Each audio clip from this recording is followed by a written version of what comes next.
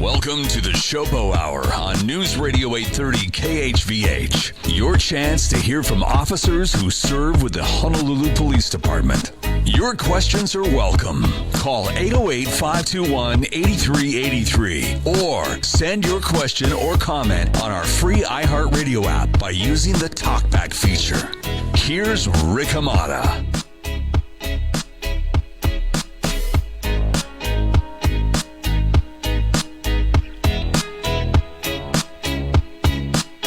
My goodness gracious, that signals, and thank you for the intro, that signals a phenomenal time together. The SHOPO Hour takes place right now and every Monday at 7 a.m.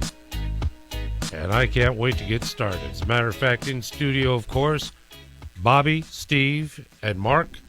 And as you know, the three gentlemen sharing with us the perspective of the men and women who serve and wear the badge with the Honolulu Police Department and police departments around the state. Best thing to do is get reintroduced, as we always do. Bobby, lead us off, would you please, and a very good morning. Good morning, Rick. Glad to be here again. Another week, another hour, another discussion. And there we go. Bobby Cavaco, president of SHOPO. I'm a lieutenant in the traffic division in the Honolulu Police Department, going on my 22nd year. Been involved in the union for the last 20 years in various capacities. And I just wanted to say that this week is Police Week, where we take the time out to remember the sacrifices that our men and women who have given their ultimate sacrifice for this community, and also remembers the countless sacrifices that our law enforcement officers make each and every day across all of these islands to keep all of us safe. And we just wanted to acknowledge that. Amen. Amen. Thank you, Bobby. Brother Steve. Right on. Good morning, boys. Good morning, Rick. Good morning. Happy and grateful to be here with you and your audience. My name's Steve Keogh. I'm the vice president of SHOPO. I have 15 years of service with Honolulu PD. I'm a patrol sergeant right here in urban Honolulu. Urban Honolulu makes up the neighborhoods of Chinatown, Kaka'ako, Ala Moana, and the Mountain. I've been involved with SHOPO in various capacities since 2013. There we have it. Thank you very much, brother. Brother Mark. Morning, Rick. Morning, Bobby. Morning, Steve. Mark Riccio, retired HBD major. My last command was Waikiki, 31 and a half years of service. And I'd like to mirror what Bobby just said. It's National Police Week. We're remembering the lives that were lost in the line of duty while supporting the officers still protecting us. And we have to remember thousands of officers lost their lives in this country protecting their communities. And Hawaii officers were among them. So you see a police officer, thank them. Please do. Absolutely so.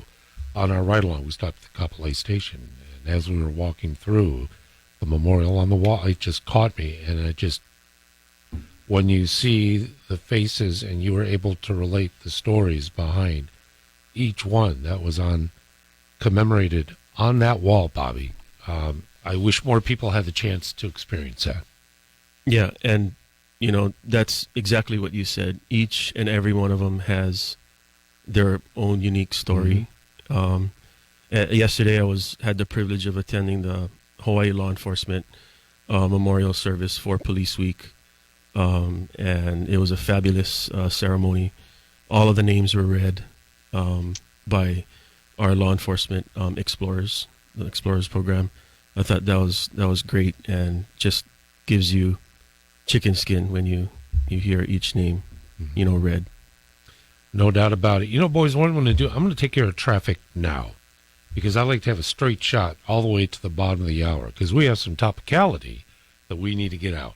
So, gentlemen, hold on for just a moment, and for our friends who are out on the roadways, let's make sure that you're up to speed. Welcome back, everybody. It is the SHOPO Hour. It is 7:14 in the morning. Here on News Radio 830 KHVH with Bobby, Steve, and Mark. I know that there are two parallel stories that we definitely want to cover during this hour. One is the imminent naming of a new chief of police for the HPD, and also a news story that has appeared recently on KITV4. I'd like, if you don't mind, to start with a news story because this is a great deal of what we discuss here on the program, perspective. And Brother Mark, would you like to lead us off, and then we'll all jump in? Sure. So this is something we covered a show or two ago regarding, in this case, the Micronesian community, how they feel that they're being picked on because they're getting arrested, or there's more Micronesians being arrested going to the cell block or prisons, and what we had said on this show is don't commit the crimes, you don't have to worry about being arrested. So this particular show, this particular article, Micronesian students in Hawaii are confronting a disparity of outcomes, according to a new study out from University of Hawaii. There we go. Okay. Thank you, Scotty. And basically they're saying that majority of the arrests for the pandemic rules were Micronesian community, whether it be juveniles or adults.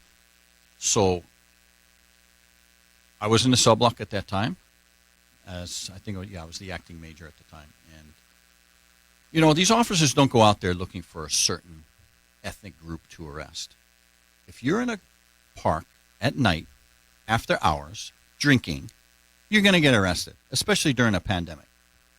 And if you're the only ethnic group in that park, we're not going to say, oh, you're Micronesian, we're not going to arrest you because there's going to be too many of you in jail. Don't do it. So that was the whole story with this. And I don't know where UH came up with this, right? And then they interview this kid at Kaimaki High School, which was in our cell block constantly. And they're making him look like he's being picked on. It's like, Targeted. So if you're going to do a story, do your research before you throw it out there, that's all I got to say about that. It's ridiculous, these stories. Were anybody contacted on HPD side, SHOPO side, to have any balance to the story reported? No. I didn't see one. No. So that's why I'm glad. Thank you guys for doing this program, because it's so much one-sidedness. And I remember that story in the pontification by the UH professor that's citing all of this egregious actions against what. That's not it. Bobby, Steve, comment if you would, please. That process of enforcing the law, what's in the minds of our officers? As Mark said, all that other stuff doesn't matter, right? It absolutely does not matter. You have these specific groups, ACLU, UH, and these other groups that try and do these research studies to try and paint a picture where our law enforcement officers statewide try and conduct their daily business in accordance to race or ethnic background, which is totally false. And they try and skew these numbers to try and say that, our decisions to arrest, our decisions to cite an individual, they call questions to, why is this particular ethnic background a majority of the people that we're citing and arresting? That's just not the fact. Alluding to what Mark just said, that if you do the crime or you commit the offense, then you either get cited or arrested. It doesn't matter whether you're Japanese, Chinese, African American, right, whatever. It's the behavior and it's the action. Brother Steve? So it's is anybody else getting tired of this repetitive narrative that when individuals do criminal offenses, the police are only arresting them because they look a certain way or they're a certain race? Is anybody else getting tired of that? Fatigued. Right? Isn't that just getting kind of exhausting? And it's interesting, you hear about all these studies. Well, I'm sure people out there listening are smart enough to understand that it depends on who's funding the study. Studies are funded by individuals that sometimes they want to have a specific outcome for the study. So if you have, let's say, a donor or a sponsor to UH or any other study that's done, somebody's got to front the money for that. The question becomes, is there really the integrity of the study, or is the study specifically done to promote a narrative or agenda where the person funding the study wants to have that research team have a certain outcome, right? Mm-hmm. So when you hear these things about studies, and again, it's this narrative that law enforcement officers doing their job, we do it without. We're not going out there and targeting certain minority groups. We go out there, we enforce the laws to keep the public safe. It's really as simple as that. And if one community just happens to have more police contact than another, then maybe as a community, we need to look at that community and say, hey, can you help us out here? Because you're taking up a lot of our police services, right? Mm-hmm. So, yeah. No, that's the reason why, and I'm repeating why I'm glad you're here, is because it is a constant stream. I'm hopeful that with your perspective to balance that, negate it, clarify, at least folks can get the other side, because this is a prime example where it's not provided. It's not a news story, in my opinion. It's an editorial piece. Yes. And Rick, if I can just jump Sure. into what Mark was saying, the individual that they focused on in that piece, did they happen to ask him about his contact with law enforcement and how many times he's been arrested and exactly what he contributes to the community? Mm-hmm. My thing is, if the media wants to cover a story, have some integrity when you do the piece and present all the angles so the community can get a well-rounded approach on things. I think your listening audience, like I am, and Mark and Bobby, we're getting tired of this. It's not news anymore. Mm-hmm. What it is, it's almost like a propaganda piece. It's not news. It's not objective. It seems like it's always put out to have a certain narrative, a certain And angle. agenda. Yeah. Yeah. There we go, Mark. So the professor who did this study brought up another point. He says they face another daunting statistic. Between 2013 and 2018, only half of Micronesian students who started high school graduated. Okay. All right, so where's the Micronesian community now? Where's the elders to help their own people? Right? Is it everybody else's fault that they're not graduating? I mean, give me a break. You know? I also want to point out that where they're getting the information for these studies might also be skewed, because I believe that they're getting their information from the booking sheets from the various police departments when you get arrested. Mm-hmm. When you get arrested, you're asked, "What is your nationality?" Now, if I were to get arrested, I'm a little bit less than 1/8 Hawaiian, Mm-hmm. but I consider myself, Hawaiian. Mm-hmm. So that would be my answer. But there's other ethnic backgrounds in my ethnicity, which is more than Hawaiian. But that information that's provided to the officer at that time, how is that being confirmed or validated on whether that person is of that ethnic background? Unless they're providing a birth certificate or some other Right. document to prove that they're that ethnic background, then anything after that it invalidates the information. I'm just curious, why do we need information on ethnicity to begin with? Well, that's a very good question. And actually, some of these groups are even pushing more to get more information when they're arrested. Ethnic background, just any little different category to try and make that argument that we are trying to discriminate against Oh, my goodness. certain ethnic backgrounds. No, I think the bottom line, like you said, Steve, is very simple. If you're going to break the law, you have to expect accountability. It doesn't matter. Tall, short, fat, big, brown, pink, it doesn't matter. Just don't bust the law. Unreal. When we're talking about the law and enforcement, the hierarchy within police departments starts at the chief, and then from there, the rest of the team. We're poised to get the results and the naming of a new police chief on May 23rd. I'd like to get your take on what this means, this process, how we've arrived, and your thoughts about May 23rd. Who'd like to start us off, Bobby? Well, there's 4 candidates left in this process that started a year ago. Mm-hmm. So the candidates that were announced were Scott Ebner, who is a retired lieutenant colonel with the New Jersey State Police. And then there's Mike Lambert, who's a current major of HPD. He's the head of the training division.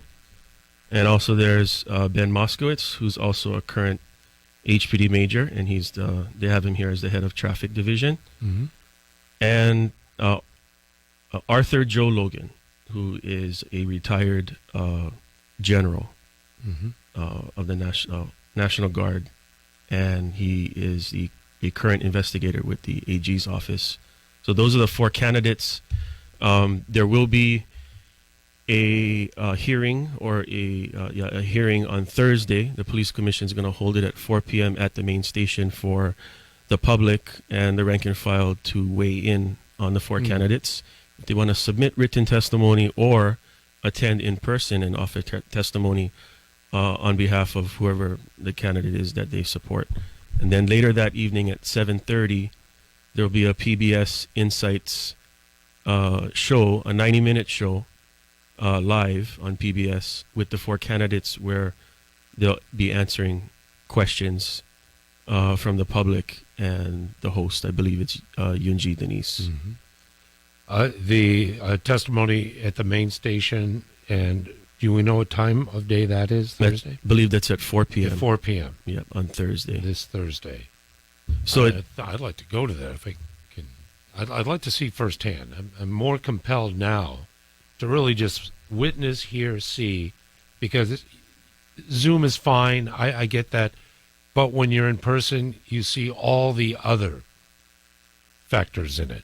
Body language, who's talking to who, off to the things like that. So would it encourage the public to come down? Yes? Yes. Thursday? Okay. All right. We shall. And that process will be underway. Speaking of process, a couple of minutes before the bottom of the hour, has this been an ideal situation? And I think I know the answer to this, but maybe expand on it, to have almost a full year without permanent leadership. What has that had as an effect on the department itself? Well, it's, the effect that it has on the rank and file is more of a negative effect. This process is taking up to a year. It's a very long and arduous process. $145,000 for a consulting firm to narrow down the candidates to the final 4, where the commission can then make a decision. It's disconcerting, because I think we just lost a year where, if a selection was made prior or sooner, that's just more time that the chief of police that was named could have gotten a start already on, what the chief wants, the vision for where the department is going to go. And we talk about, and I brought this up before with Chief Kealoha and that whole debacle about not being able to fire him. They went to the voters, and the voters said that position now shall be at will. So it's even easier now for the commission, if there is any impropriety in the office of the chief or the chief himself, it's easy to just give the yellow slip and say, look, we don't agree with what you're doing here. Retire or move on. We're going to select somebody else. So, have it to go on for this long. It's very, we're dealing with it, and it's coming to the end. Let's hope it ends on a better note. So immediately upon taking the position, what does the chief of police do first? And I'm thinking it's maybe compiling a team. Steve, comments on that? What will take place and how, and et cetera? Well, I don't know. I think when the new chief takes office, I hope that individual calls Bobby and myself, and we can start that dialogue. And I can just say that after this time, the four people that are selected, they were the best of the group. So, good for that. I think, Rick, when you talk about any successful organization, whether it's in the public sector or the private sector, you got to have a strong leader. You got to have that leadership.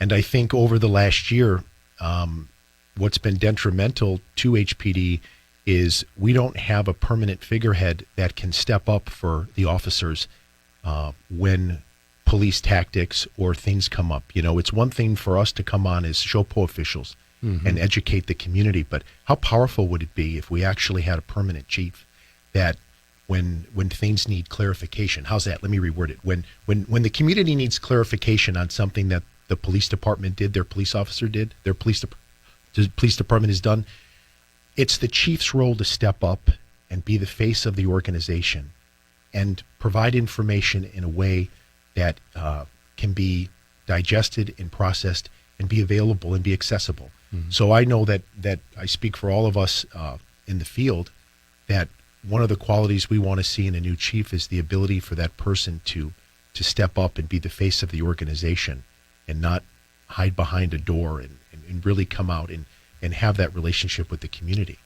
And like Bobby said, it's taken a year. It's a long time for an organization with such responsibility to sort of be in limbo. And hey, we had an interim chief and they're doing what we can. But again, the title of interim chief is different than the title of police chief. Right. Yeah. So I would have suggested police commission could have got me a Ruth's Chris ribeye and a bottle of Cabernet, and I would have picked Mark, and we'd be on our way. I would have turned it down. I'm retired. I'm loving life over here. What I would love, I mean, is this, and I got to get to traffic here in a moment, is it a possibility, would you like to invite the newly named chief to come on the program with us to kind of get that perspective, a relationship, etc.? I think it'd be kind of great if we could to hear the total scene. I think that'd be great. That's absolutely what we would 100% support that. Okay. I can't wait for that to happen. Can't wait. Steve, how do we learn more about SHOPO, and how do we go online, Facebook, whatever? Sure, absolutely, Rick. So you can find us at shopohawaii.org. Again, shopohawaii.org. You go to that website. It is currently under construction, but that'll get you folks access to our Facebook, Instagram, and Twitter. Tell you what, when we come back, I know 1567 we've been concentrating on. I want to make referential time to at least the status of where we are and cover more ground on the SHOPO Hour, but it's important for you at 521-8383. If you'd like to share any thoughts, comments, questions, now's the time to call, and we'll return after you have a chance to win. Welcome back to the SHOPO Hour, and it's a pleasure to be with you. More of a pleasure to be with Bobby, Steve, and Mark again, and I can't wait for this hour each and every week. I transitioned to the bottom of the hour break by reinvoking HB 1567. And first of all, love to get a status from the gentleman in studio. Still, a commentary on the dedication, precision message to the governor to veto. But also there was a point, and this links to leadership, that a primary sponsor of the bill is saying very publicly they receive no input from leadership at the Honolulu Police Department or neighbor island departments. It's a surprise to them, and that could have made a difference. Now, I'd like to get your take on the leadership, and is that true, first of all? Well, I think, with that statement, I think it's two things. One thing is, I think that's the legislators trying to pass the buck to the police chiefs. And then number two, yes, it is, concerning that none of the departments submitted testimony on this, and it kind of just snuck underneath, their nose. And I don't know what happened behind that ball. But I do know I saw Chief Peltier and Chief Vanek at last night's ceremony, and they said they both will be submitting, testimony or a letter to the governor urging, that he veto the bill. So I guess to say better late than never. But, as far as the other two chiefs, I haven't heard from them. Okay, Brother Mark. So, again, like Bobby said, I think they're passing the buck. First of all, you expect police to come knocking at your door telling you that the bill is no good. Why don't you go get their input? Everybody in that square building, they're writing bills, they're writing law, but they don't get input from us. Come and ask us, hey, is this what you guys need, or will this work? But we don't get anything from them. And now all of a sudden, if you guys would have came down, we would have considered it. That's a bunch of crap. And then the other thing, right? This security guard that passed away because of getting hit on the head with the flask, right? Again, he had multiple warrants, criminal property damage and theft in the 4th degree, which with this bill would be released, right? So it goes to show you right there, this bill is terrible, right? But would he have been detained? Because he's out. That's what I mean. Yeah. Yeah. But even without this bill, He's still out. He's still Exactly. out. So, Exactly. So it'll be even worse. Let's put it that way. It'll be even worse. And then, but, I want to cover one thing. So we're talking about these legislatures. We're talking about the UH studies, KITV. I welcome any of these people to call in and rebut us because we're speaking the truth on this show. There's no spin on this. We want to hear your side of it. They're not going to do it because they know there's a spin on their end. But we welcome the criticism. Call in. Give us your side. So in this story, one of those criticisms was that the initial apprehension was the wrong suspect and had to be released. Okay, so part of that was there was a witness who pointed out the wrong suspect, but we did have a bona fide witness. But that's why we investigate cases. We have some of the best investigators in the country in this department. These detectives are awesome. They did their job, they investigated, and they found out this was not the right guy. And they let him go. That's why we investigate. Mm-hmm. And they, furthered their investigation and found the proper guy. This story, I live downtown. It's very close to a lot of us who do. And it's an exclamation point on what we've been citing for years, that it's an escalation of crime, which I've always maintained it's not an issue of law enforcement. It's an issue of more criminals with more brazen types of violations. And this is your district, Steve. What's the reality? This story is very troubling, but there's a myriad of other stories we don't know about. Yeah. Rick, if I could, I was listening to Mark. My brain is actually still on the testimony or lack thereof on bail. Can we just jump back for 2 seconds? Of course, okay. yeah. So let's just call it out. If none of the county police departments submitted written testimony, then somebody dropped the ball. Let's just get that out right now. Mm-hmm. If no law enforcement organization at the county level submitted written testimony, then somebody was asleep at the wheel. And listen, police executives have a lot going on. I would probably, not to point the finger, but who's in the media relations division? Who's following the legislator? Who's doing stuff like that? Because obviously testimony would help. But to Mark's point, these elected leaders could have obviously reached out and asked for our opinion. But to me, Gainen, I don't know this for sure, but it seems that the legislator was taking a page out of maybe the National Democratic Party's playbook out of Washington, where they all decided to jump on board with this, bail reform that's been sweeping primarily blue cities.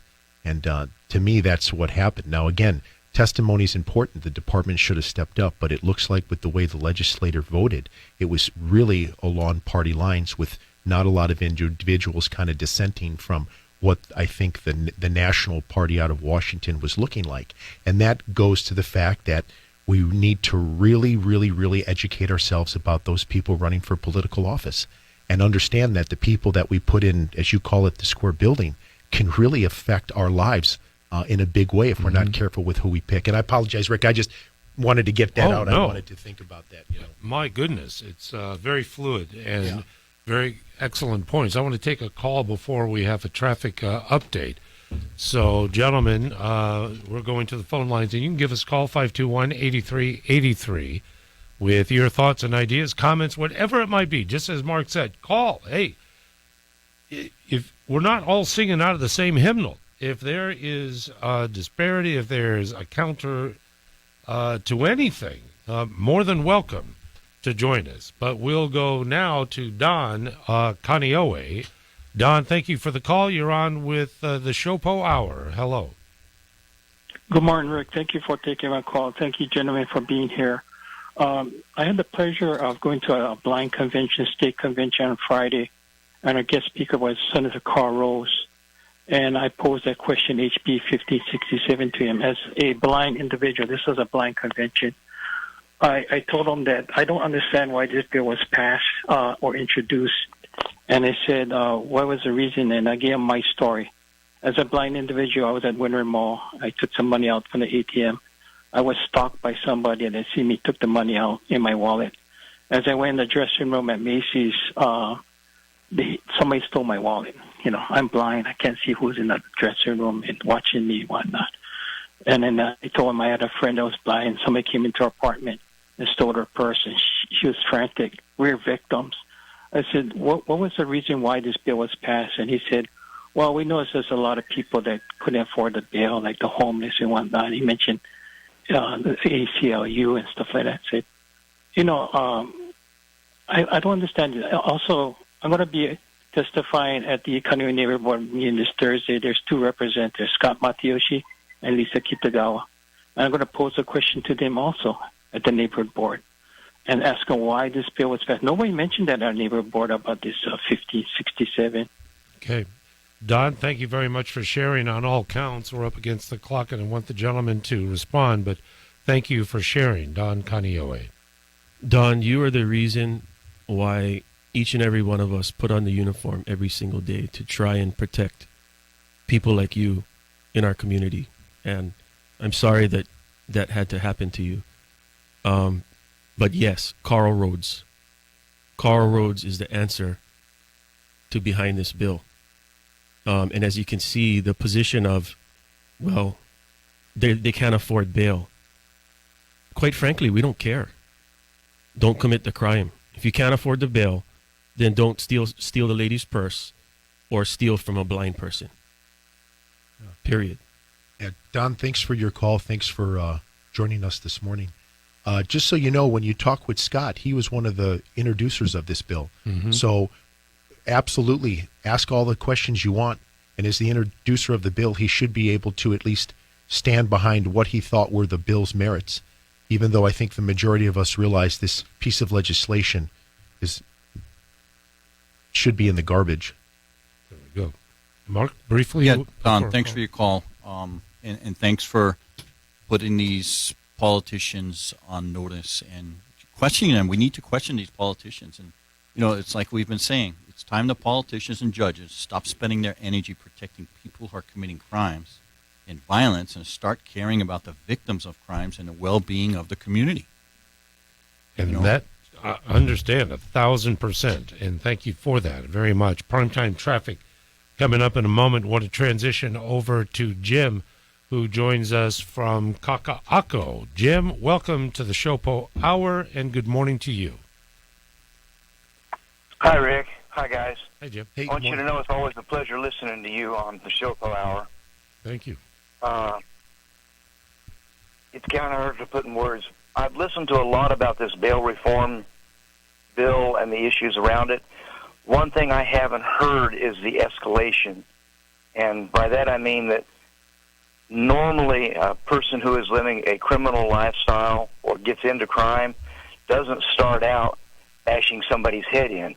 They start out small and they commit small crimes, and when they get arrested and then put right back out on the street, over time, each of these small crimes adds up and they start doing more serious crimes.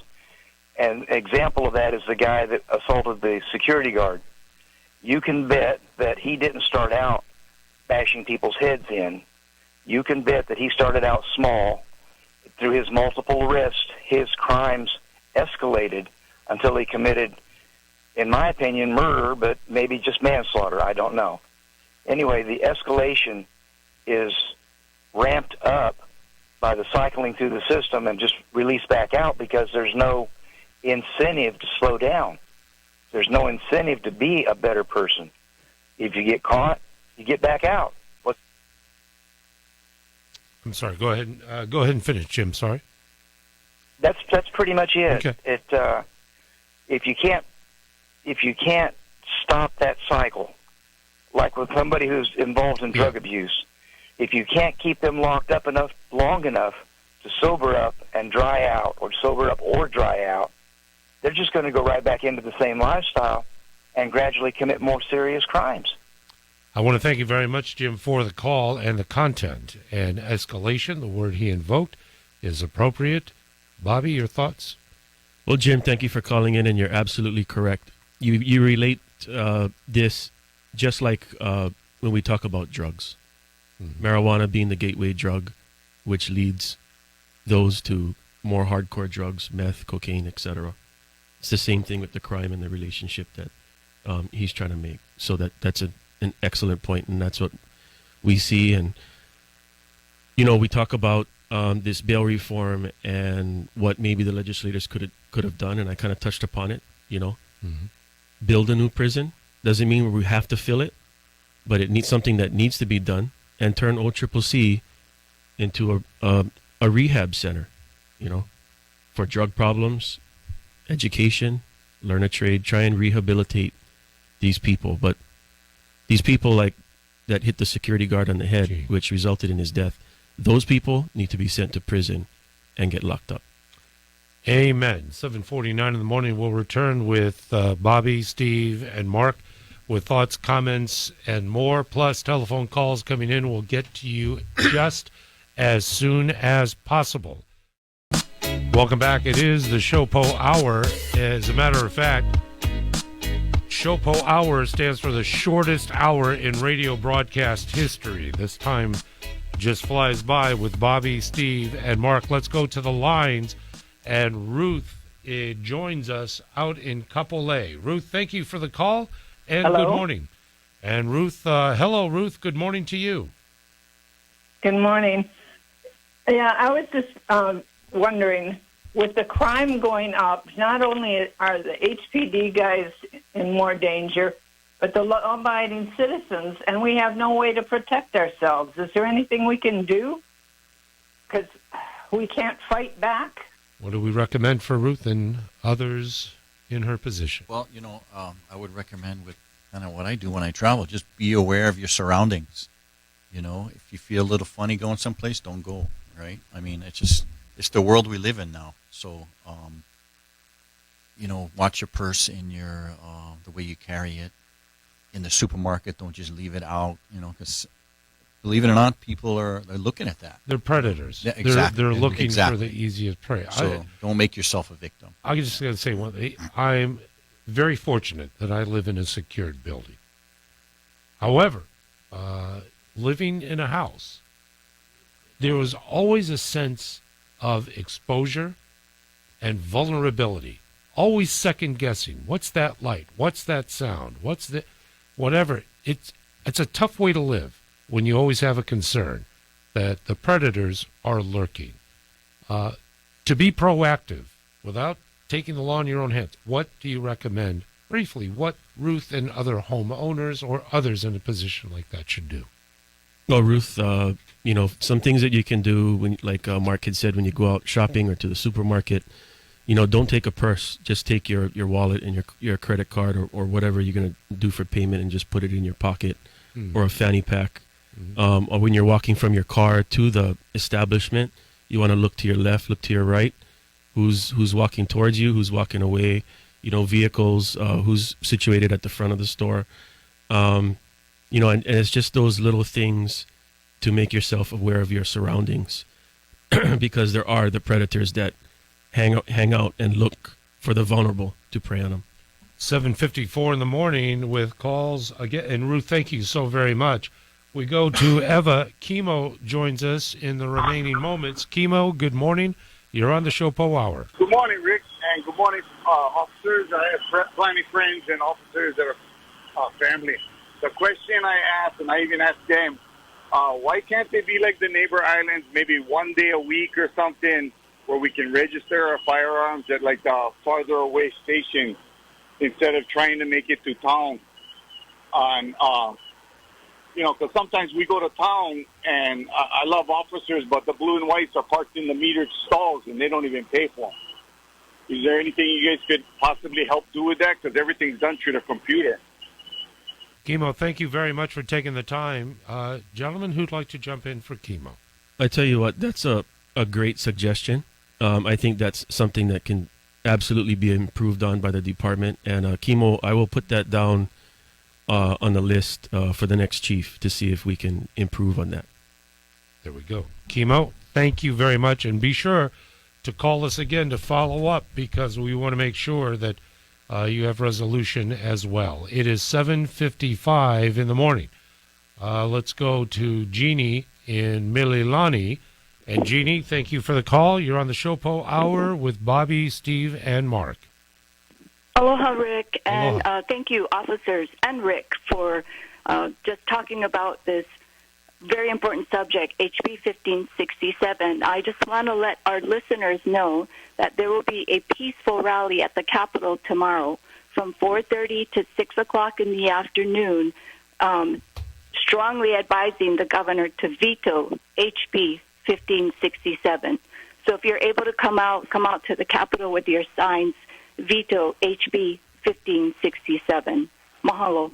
You're more than welcome, and thank you very much indeed. Date and time are noted, and we'll be sure to remind folks indeed.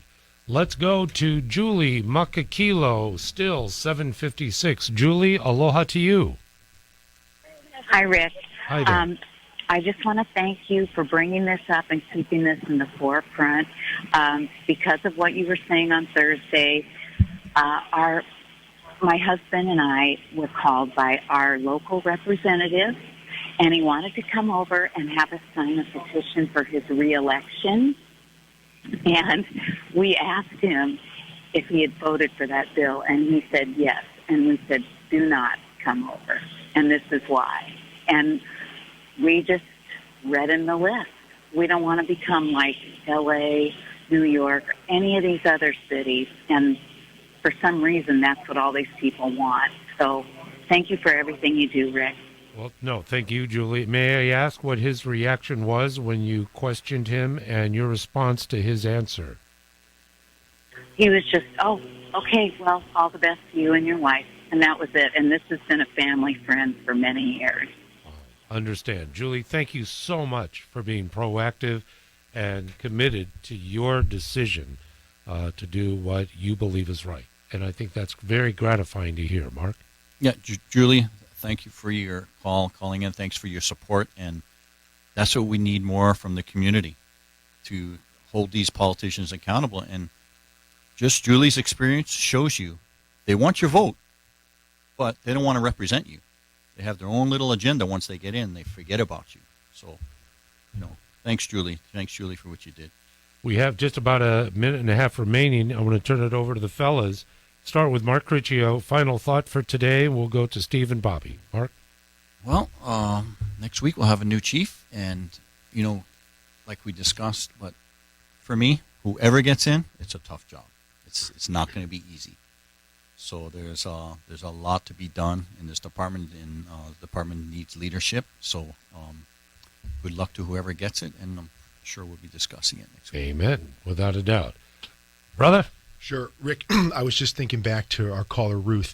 I would tell all the listeners, don't live in fear. Don't have that on your consciousness. Don't live in fear. Don't envision yourself as a victim. As Bobby alluded to, make smart choices. Make smart decisions, but empower yourself. And if that means empowering yourself by electing new leadership, do that. If empowering yourself means to possibly take a firearms course, do that. If empowering yourself means taking a self-defense course, do that. But by all means, don't wake up every day and live in fear, because the predators in the community, they can sense that. They can sense it, and you don't want to put that out in your consciousness. Empower yourself. Thanks for listening, everybody. Thank you, Brother Steve. Bobby, just a few moments. And I just wanted to go back to the beginning of the show. This week is Police Week. 23,229 officers gave the ultimate sacrifice. And this week we remember them and their families to keep this community safe. And it's just very humbling, very humbling.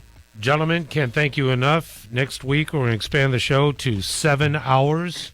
So we'll start at 7 a.m. and end at 3 in the afternoon. Thank you, fellas. The SHOPO Hour, and we'll be back. It is 8 o'clock.